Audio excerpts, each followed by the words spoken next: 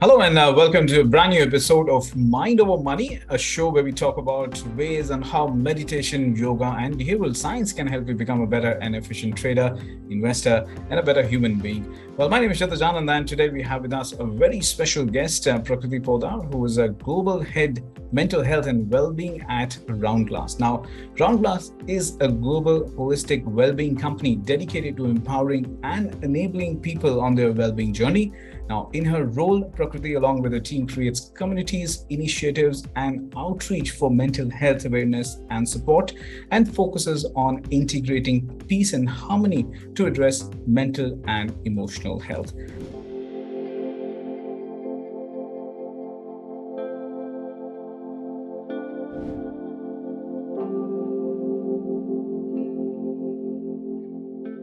Now, welcome to the show, Prakriti. Well, thank you so much for having me, Shita. It's lovely to be here. I think the whole concept of yours, which is really taking sort of money matters and taking mind matters together, is so amazing. It reminds me of my first few moments when I started this work, and I called it mind over image consulting. Right. And it was very similar. The whole concept was, you have to get your mind over the things that you do to be able to inculcate a sense of happiness if it doesn't belong there. So I'm very excited about sharing with you how people can bring a sort of health, well-being, and holistic well-being into their lives. Well, thank you for being part of this show, Prakriti. And you've traveled across the world. Tell us a little bit more about why mental health has become so very important for working professional in every field, be it trading or managing money. So the way I see it is that mental health has always been really important for everybody, from like a child all the way to, a geriatric. And the idea really is that now people talk a lot more about it. Sure. And there are, of course, like I was saying before, there are stressful work environments that obviously make you more prone to mental health illnesses because of the kind of environmental feedback that you're receiving, right? So it's all about like, how much are you exposed to it in terms of stress and how much can you handle it? So the unfortunate truth is that we were never taught in schools or anywhere along our trajectory of education how to build our resilience against mental health disharmonies. So for example, if there's a crisis of any kind, like how do you actually manifest that strength within yourself to be able to combat it? We were not taught this. And it's unfortunate because this is exactly what is needed when we start dealing with real life. So in fact, when we're looking at workplaces such as this, where it's high touch, and you constantly have to be on the ball and you have to be alert. You have to make sure you're making the right decisions.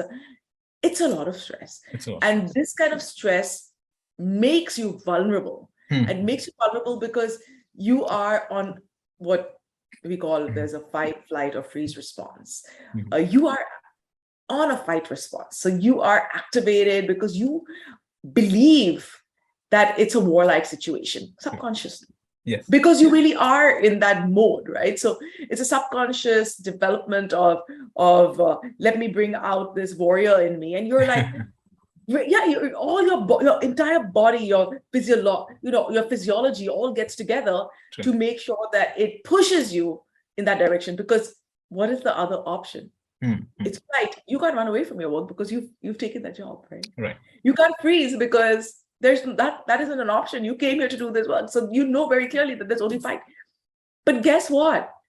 The physiology for fight is only temporary, right? So you can't actually keep yourself in that mode because that becomes consistent stress. And consistent stress leads to mental health disharmonies.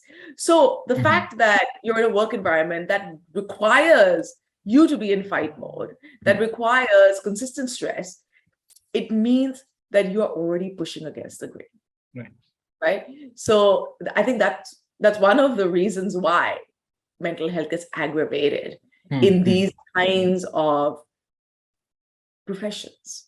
where you're managing people's money, trading, managing your own family life as well. All these things converge.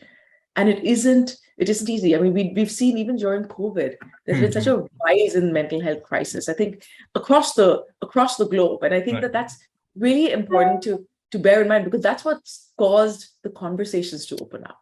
True. But it isn't what's caused mental health to be exaggerated, because that was always a concern.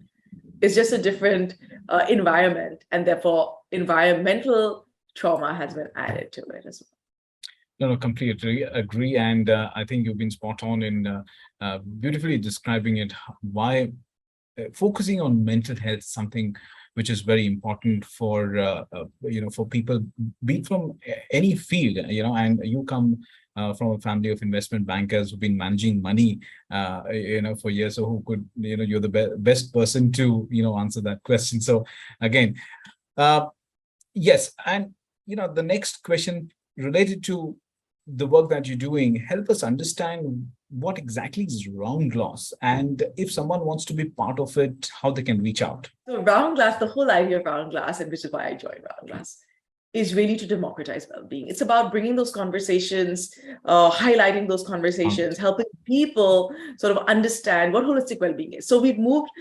beyond just mental health and well-being. This is an app, so of course it's available to everybody. It's free of cost at this point, so please download it because we're not charging you. We don't want you to be stressed, right? Sure. So we do have beautiful offerings. So I manage the content on this app because it's all about mental health and well-being, and there is every single human being attends to themselves given their frame of reference. What that means is that I may be somebody who loves activity, right? I may love sports. I may want to run. I may want to play tennis. I may want to skip when I'm feeling stressed. Like, there are different ways that I can combat my stress. Right. There's other people who want to just take a step back, who want to just breathe, who want to just relax, maybe get a massage. So they're more into let me slow it down. And so there's meditation for people like that. There's yoga as an avenue to enter the gates of holistic well-being. So there's a gateway, right? Because when you enter the gateway is when the healing starts, right? And there are other people who may turn to music, who always, we hear people saying, when I listen to music and I'm stressed, and I listen to music, I'm calm. So we've developed music. We've developed yoga and we've developed meditation. We've also developed food. You always hear people who say, when I, get stressed, I turn to food. It's called stress eating. We're like, okay, if that's what you're going to do, let us give you holistic, plant-based foods that are good for you, that not only nourish your body, but nourish your soul. And I think these concepts of how do you navigate and how do you enter into a system which really helps you is what RoundGlass is really doing. So we built content for people who are maybe beginners of meditation, or who basically want to delve deeper into listening to music. So the music has got binaural beats in it. It's got beats. I do neurofeedback. I'm not sure if you know, but as a neurofeedback technician, I know that there are frequencies, and each frequency is mapped to an energetic change in your body-mind system. Your organs have an energetic signature. Your thoughts have energetic signatures. So depending on what is causing the pain, we can actually target those areas and create a semblance of functionality, right? So we've taken the same idea and we've put it behind our music. So our music, if it's combating stress, you know what? It is combating stress. It's reducing you from high beta levels to beta levels, which are normal, right? So there are different levels of functioning, which I won't get into. But when you go into meditation is alpha theta mainly. And if you go into sleep, it's delta states, right? So you have different states. So we've developed, say if it's sleep music, we've developed that in the way that there are delta waves in there. We've developed, so your body and your mind subconsciously attracts to the same vibration and the same wavelength. So therefore it gets into that state. So we're using music as a mechanism as well. We're using meditation as a mechanism. So meditation, what we've done is we've made it situational in the sense of what is it that you want to fix? What is it that you're dealing with? So if it's like anxiety at the workplace, okay, there's a meditation for anxiety in the workplace. Not only do we have meditation, we also realize, okay, people do not have the bandwidth now to sit for 20 minutes, half an hour. So, you know what we said, okay, let's do practical meditations. Let's do really quick ones. And given the fact that I'm a clinical hypnotherapist, it's easy for me to usher people into understanding how to build content, which is 3 minutes long, but going to have a deep impact. So we've used that kind of understanding, that kind of knowledge, and built out 3-minute meditations. Then we decided, you know what, maybe people don't even have 3 minutes. I have a meeting. I want to calm myself before a meeting. I want that 1 minute tip. Okay, great. There's 1 minute tips for you. So I am trying with RoundGlass to reduce any barriers to entry. There are no barriers to entry. Whatever it is that you want to work on, however it is that you want to work on that, we have all those tools for you. So when people compare us to like, hey, well, you know, this calm and headspace, and I'm like, they're using celebrities to talk about ancient sciences. We're using people who are embodied in the ancient sciences to deliver to you real meaningful content because they embody the practice. So you would have heard of, you may not have, unless you're in the field, you would know all our practitioners and all our teachers and our educators. But if you're not, you would not have heard of them because they've been busy working. So they've been really busy doing the practice. And we found them and said, please come on our platform. But they were like, no, we don't do this. Like a lot of people were like rejecting coming on because this is not their life. It's not social media or media. But we were like, we're not doing that. We're providing a platform where people can dip into that oasis of well-being and nourish their soul, peace, and harmony, as you said before, nourish that. Oh, in fact, I think giving a very technical output to the people, and I'm sure it's a new way of, you could say, inspiring a new way of inspiration for not just here in India, but I'm sure across the globe. I'm sure a lot of feedback that you must have got. And, my next question exactly deals with that. And, your organization sort of deals with people of various ages. What is the kind of response that you've been getting from kids, teens, students or working professional who's more adaptable to change? I think that's another thing, or that's another factor which is very important. Probably kids might be more interested. Okay, let's do something. Let's do this. Let's do that. But a working professional, no, I just have. They might have those boundaries. I'm sure you'll be able to answer this question much better than I can. So talking about age. So just to backtrack, our app is fairly new. So we've just got it into the market. Right.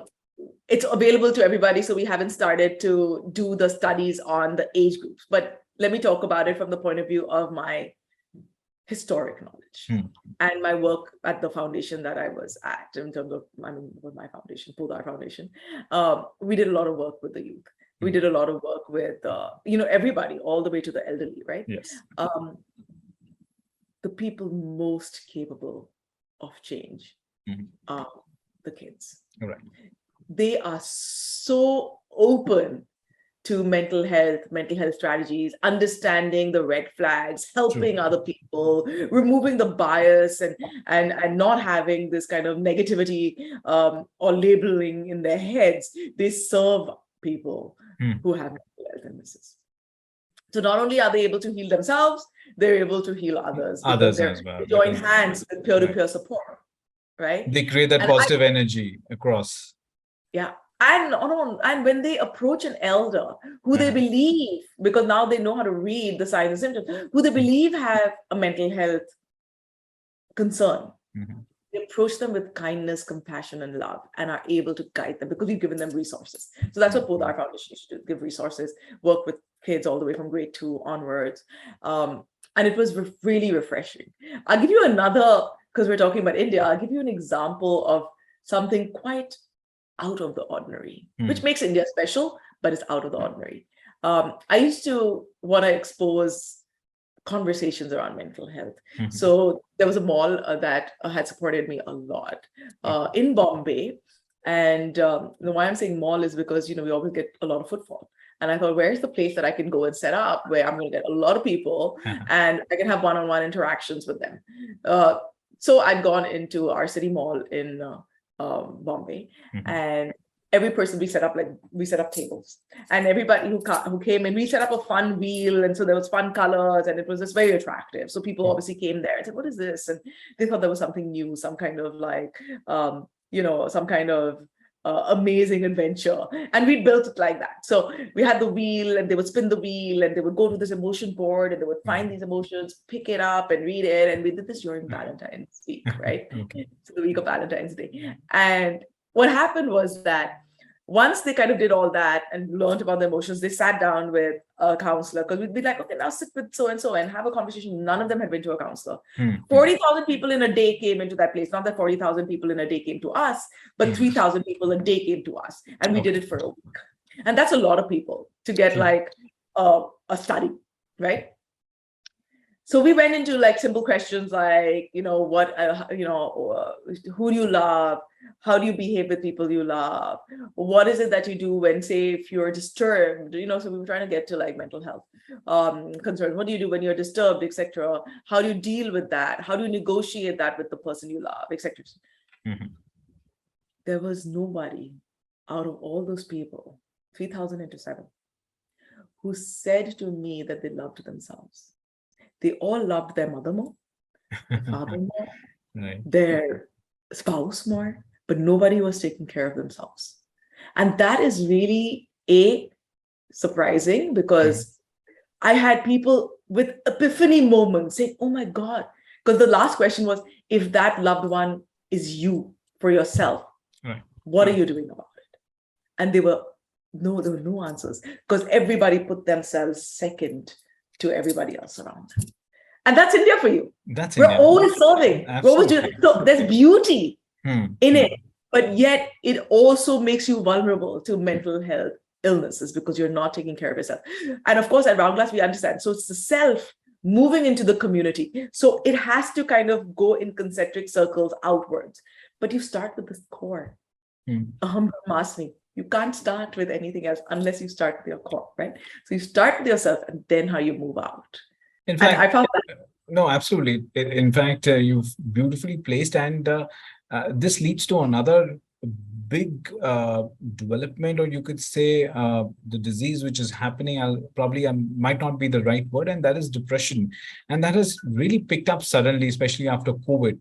And, just like you said, that nobody loved themselves, and that is you could say the root of getting into depression. So, and from the stock market side, we've seen a lot of stockbrokers and trader communities as well who've gone through it, because markets might be doing well, but there's a personal loss which the person has to deal with, be it a stock market trader or anyone, be it like, because everybody suffered personal loss here in India and across the globe. So how can individuals deal with the depression? What are the tools? Any programs that are being organized? So that's a great question. I have to tell you that I have a theory of why during COVID it became worse. You were stuck with yourself. True, yes. You were stuck with yourself. You had to like yourself. You had to work with yourself. You had to be with yourself. You all the things you avoided all your life and sort of worked with an outward lens. You had to change that inside. And of course, the financial losses and a whole lot of environmental issues that came up, and the crisis was real, right? So this actually, caused people to go into more depression. And I don't know if you know this, but I started a helpline in India with the Wellbeing Volunteers United. There were 700 volunteers that joined me in answering phone calls for people under distress, right? And we taught them how to do this, because I love the spirit of people in India. Like, I mean, imagine joining something overnight, like in a week, 700 people volunteered, all from the Rotary Club, Lions Club, etc. We got this collaboration with everybody, completely free of cost. And you know what? People never called. Like, it was like, okay, this is available. 20 people, 90 people in a day, when it was available for the whole of India. Because mental health is not something people talk about. Yes, so, at least here in India. But probably it's not true for the rest of the world, but at least here in India, people have those boundaries. They're more guarded. You could say that. They're very guarded. and they don't want to let their family member down. So if they feel that they have a problem, they feel that the blame might shift to people that they love. So they don't talk about it. And I think that that's really unfortunate, because talking about it just helps release the problem, because it gives you the tools and it gives you the skills. Talking about the tools, what is the first thing? I mean, it's a very simple model. It's a model of counseling that's really well known, the ABC model. Really understand what the activating trigger is, what's caused you to feel anxiety, stress, depression, whatever those things are. Identify what the belief system is. So, for example, I must always be happy, or that person must always do this, or I must be able to perform. All those things that you put on yourself as diktats cause the unhappiness. And I don't know if you know this, but Albert Ellis, who's a father in psychology, he calls it masturbation. He says every time you do must and must and must, you're giving yourself a very high standard, and it's a kind of unrealistic, and that causes a very large fall. People who are very personality A, for the lack of a better word, who really are high achievers, such as people in this high stress environment that you're talking about, are prone to masturbation. They are prone to it. It causes you to not be flexible and compassionate with yourself, because you are holding a mirror to yourself, which is an unrealistic mirror of the fact that you cannot fail. Okay. And that, because of that, you see that the activating or the trigger that, okay, I must have failed in something, or I wasn't able to complete this, or markets were falling, whatever it is, things are out of your control. So what is the locus of control? Activating trigger, the behavior and the belief system that's set up, right? So that is very important. And then you have the behavior that comes out. The behavior could be detrimental to you, such as depression, or it could be of benefit to you, such as, okay, it's motivated me, as they call eustress, right? So it makes you do better. So it really depends on what that belief system is that helps you either do better, or that belief system is that helps you, that enables, unfortunately, the collapse, right? So those are, just have to identify as a simple tool. What is the trigger? What is your belief system around it? What are the consequences of that belief system? Once you identify this, change it. Trigger remains the same. Think about, is this in my control or out of my control? Right? So what does that mean? Is this situation made by me? Can I fix it? Such as, I have a headache because I haven't eaten all day, is something I can fix. I can get up and go get something to eat. I can fix that. Now, if it is, I'm stuck in this place, there are no groceries here, I can't get out because there's lockdown, I don't know how to get this. You know what? That is not something that you could control. So you have to think of alternates, right? So I'm giving you just a very basic, simple example, like everyday life, right? So it's like, what is it that you can control? What is it that you can't control? What you can't control? Like I had somebody call me during COVID and said I'm very upset because my boss, my boss doesn't appreciate what I do, and he doesn't really honor what I do. And I said, and if you put all your energy into that, and you feel really angry about that, and you curse your boss and you say, I want you to understand what I'm doing, is it going to change your boss's behavior? I'm fine. He was like, no. So I'm like, if it's not going to change his behavior, then why are you doing this to yourself? That was like a penny drop for him. And he was like, you're right. Because he realized that no matter how much negative energy he puts in it, or positive energy, which converts into negative energy, because it's not something you can fix, you're going to feel the pain. So let go. Drop that heavy burden, because it's not yours to bear. Whatever you can control, you think about. So again, with the ABC, you do the same method again. You go, okay, since this is the trigger, here's my new belief system. I cannot do anything about it. I let it go. I let it go. I let it go. And then I breathe or do some of those tips that we have, breath work, stretching, mantras, like you mantras, chanting, that kind of stuff, right? You do you get into the avenues that uplift you, because those are all energetic avenues, and we're energy beings. Right. So you get to those. So it's almost like taking psychology and spirituality, combining it, be able to support your development and move you from where you are to really where you need to be. I'm sure our viewers would take note of that. In fact, very scientific way of approaching things, and that will actually help you in getting out of any problem. Very quickly, Prakriti, any books you would like to recommend to our viewers? We're running out of time, so very quickly in 30 seconds. Really quickly. Okay. So a lot of people I've spoken with already. We've had them on RoundGlass. There's The Radical Awakening by Dr. Shefali. There's Unwinding Anxiety by Dr. Judd Brewer. There's Permission to Feel by Mark Brackett, who's a doctor as well, and Emotional Agility by Susan David, who's a PhD. But apart from this, there's also Wayne Dyer, which I recommend to anybody who's working through any kind of mental health challenges. Please get those books because they teach you the skills as well of how to A, identify what's happening with you, and B, how to overcome your challenges. Right. Beautiful. Well, on that note, thank you so much for your time, Prakriti. And that's all for now, folks. But do stay logged on to edmarkets.com for more on news, business, and economy. Thank you so much for your time.